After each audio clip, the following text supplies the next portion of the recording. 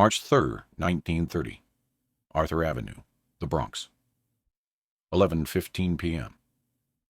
Salvatore Pollino was walking home from his social club when three men stepped out of the shadows. "Joe the boss sends his regards," one of them said. Pollino tried to run. He made it 12 steps before the Tommy gun cut him down. His blood painted the sidewalk red. He was the first to die in what would become the bloodiest war in organized crime history. By the time the shooting stopped 2 years later, over 60 men would be dead. Bodies would litter the streets of New York, from Brooklyn to the Bronx. Families would be destroyed. Fortunes would be lost. And through it all, Lucky Luciano would count every bullet, plan every move, and position himself to eliminate everyone who stood in his way. This wasn't just a war between two crime bosses. This was a massacre that would reshape organized crime forever.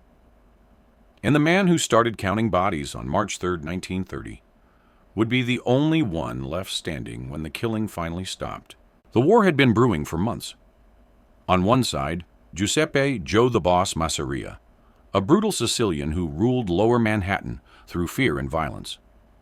On the other, Salvatore Maranzano, a traditionalist from Castellammarese del Golfo, who wanted to bring old-world Sicilian hierarchy to American streets. Both men claimed to be the rightful boss of all bosses in America. Both men had armies of loyal soldiers. Both men were too proud to back down. And both men were about to turn New York into a battlefield. Lucky Luciano found himself caught in the middle. He was Masseria's most trusted lieutenant, but he was also ambitious enough to see opportunities in the chaos. While his boss planned the war, Lucky was already planning what would come after the war ended. The killing started slowly. First, it was targeted hits on specific enemies. Pollino was a Maranzano supporter, so Masseria had him eliminated. A week later, Maranzano's men retaliated by shooting up a Masseria gambling house in Little Italy, killing 2 soldiers and wounding 4 civilians. By April 1930, the war had escalated beyond targeted assassinations. Both sides started hitting each other's businesses. Restaurants were bombed. Social clubs were shot up. Policy banks were robbed, and their operators murdered. The violence was spilling onto the streets, and innocent people were getting caught in the crossfire. Lucky watched the carnage and recognized something that both bosses missed. This war was destroying everything it was supposed to protect. Territory was being abandoned because it was too dangerous to operate. Businesses were closing because customers were afraid to venture outside. Money was being spent on ammunition instead of invested in profitable enterprises. May 15th, 1930. Giuseppe Morello, Masseria's consigliere, and one of the most respected men in Sicilian organized crime, was gunned down outside his office in East Harlem. The hit was so brazen, so public, that it shocked even hardened criminals. Morello had been untouchable for decades. If Maranzano's men could kill him in broad daylight, nobody was safe. Masseria's response was swift and brutal. The next night, 4 of Maranzano's soldiers were found dead in a Brooklyn warehouse. They'd been tortured before being shot. The message was clear. This war would have no rules, no mercy, no limits. Lucky realized something that night. Both bosses were fighting to win a war that was destroying the very thing they were fighting over. New York's organized crime infrastructure was collapsing under the weight of constant violence. There would be nothing left to rule by the time someone finally won. Summer 1930 brought new levels of savagery. The war wasn't just between soldiers anymore.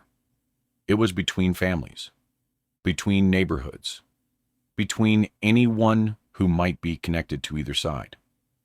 Bartenders who served the wrong customers were beaten. Shopkeepers who paid protection to the wrong family were bombed. Children were threatened to pressure their fathers into switching sides. August 17, 1930. The Rao family restaurant in East Harlem was celebrating a wedding when Massacres gunmen burst through the doors. They were looking for Maranzano supporters who were attending the reception. What followed was a massacre. 5 men dead, 12 wounded, including 2 women and a child. The newspapers called it the Wedding Day Slaughter. Maranzano's retaliation came 3 days later. A Masseria policy bank in the Bronx was hit during peak operating hours. 8 dead, including the bank's operators and several customers who had just come to place bets. The violence was becoming random, indiscriminate, insane. Lucky started making quiet contact with other young criminals who were watching their world burn. Vito Genovese, Frank Costello, Albert Anastasia. These men understood that the old bosses were destroying organized crime's future with their obsession with the past. This has to end, Lucky told them during a secret meeting in September 1930. We can't let these old men kill everyone over some Sicilian grudge that has nothing to do with making money in America. But ending the war meant eliminating both bosses. And eliminating both bosses meant Lucky would have to betray the man who trusted him most, while positioning himself to eliminate his most dangerous enemy. Fall 1930 was when the war reached its peak of brutality. Both sides were losing so many soldiers that they started recruiting from outside New York. Sicilian immigrants who'd just arrived in America found themselves pressed into service as street soldiers. Kids as young as 16 were carrying guns and settling scores for men they'd never met. October 23, 1930. The Orsini brothers, 3 of Maranzano's most feared enforcers, were ambushed outside a Bronx social club. The attack was so ferocious that the building's windows were shattered by gunfire. All 3 brothers died, along with 2 bystanders who'd been walking past when the shooting started. November 5, 1930. Masseria's men retaliated by bombing a Maranzano-controlled restaurant in Brooklyn. The explosion killed 4 people and injured 15. It also destroyed 3 adjacent businesses and left 20 families homeless.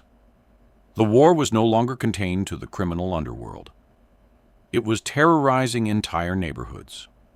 Lucky watched the escalation with growing alarm. The war was attracting federal attention. Newspaper headlines screamed about gang wars and Sicilian vendettas. Politicians were demanding action. Law enforcement agencies were forming special task forces. The violence was threatening to bring down the entire organized crime structure in New York. Winter 1930 and 1931 was the bloodiest period of the war. Both sides were running out of experienced soldiers, so they were relying on desperate men who took unnecessary risks and made fatal mistakes. The body count climbed higher every week. December 18, 1930. Tony Bender, one of Masseria's most trusted captains, was found dead in his car outside a Manhattan nightclub. He'd been shot 11 times, and his body had been mutilated. Maranzano's men wanted to send a message about what happened to traitors. January 12, 1931. 4 of Maranzano's soldiers were massacred in a Bronx apartment. They'd been playing cards when Masseria's gunmen kicked down the door. The neighbors later told police that the shooting lasted for 10 minutes. Nobody survived to identify the attackers. By February 1931, the war had claimed over 50 lives. Streets that had been profitable territory were now no man's lands. Businesses that had generated millions in revenue were shuttered because it was too dangerous to operate. The war was destroying the very foundation of organized crime in America. Lucky made his decision. Both bosses had to die. But they had to die in a way that ended the war permanently, not just temporarily. Lucky couldn't just eliminate his enemies. He had to eliminate the entire system that had created the war in the first place. The plan Lucky developed was masterful in its deception. He would convince Masseria that he could arrange a meeting with Maranzano to negotiate a truce. Then he would eliminate Masseria during that meeting. Next, he would approach Maranzano and offer to switch sides, bringing valuable intelligence about Massaria's remaining operations. Finally, he would eliminate Maranzano when his guard was down.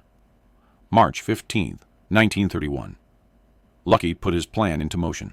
He told Massaria that Maranzano was interested in ending the war and suggested a secret meeting to discuss terms. Massaria, exhausted by 2 years of constant warfare, agreed to the meeting. April 15, 1931. Villa Tamaro Restaurant, Coney Island. Lucky eliminated Massaria during what the boss thought was a peace negotiation. The most powerful crime boss in New York died believing he was about to end the war through diplomacy. With Massaria dead, Lucky approached Maranzano and offered to switch sides.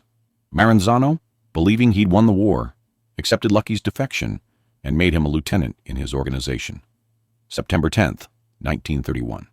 Lucky eliminated Maranzano in his Park Avenue office, using fake federal agents to carry out the assassination. Both bosses were dead. The war was over. And Lucky Luciano was the only major player left standing. The Castellammarese War officially ended on September 10, 1931, when Maranzano's death removed the last of the old world bosses who had started the conflict. But the real victory belonged to Lucky Luciano, who had navigated the bloodbath with perfect strategic timing. Lucky had accomplished something unprecedented in organized crime history. He'd eliminated both sides of a war without appearing to be responsible for either elimination. Massaria's death looked like betrayal by unknown enemies. Maranzano's death looked like a federal law enforcement operation. Lucky appeared to be a survivor, not a mastermind. The body count from the Castellammarese War would never be known exactly. Official police records documented 63 murders directly connected to the conflict. But many killings were never reported, never investigated, never solved. The real number was probably closer to 100 dead over 2 years. Lucky had watched every death, counted every casualty, and learned from every mistake. The war had taught him that violence was expensive, wasteful, and ultimately counterproductive. When he created his new organization, it would be based on cooperation instead of competition, business logic instead of blood feuds. The Castellammarese bloodbath became a cautionary tale in organized crime circles. It proved that wars between crime families destroyed more wealth than they created. It demonstrated that traditional Sicilian vendettas had no place in American criminal enterprise. Most importantly, it showed that the smartest criminals were the ones who avoided unnecessary violence. Lucky Luciano emerged from the bloodbath as the most powerful crime boss in America. But he'd also learned the most valuable lesson of his criminal career. Real power comes not from the ability to kill your enemies, but from the intelligence to make killing unnecessary. The streets of New York were finally quiet. The war was over. The old bosses were dead. And Lucky Luciano was ready to build an empire based on the lessons he'd learned from watching 63 men die for no good reason. If this story of war, strategy, and survival moved you, hit that subscribe button.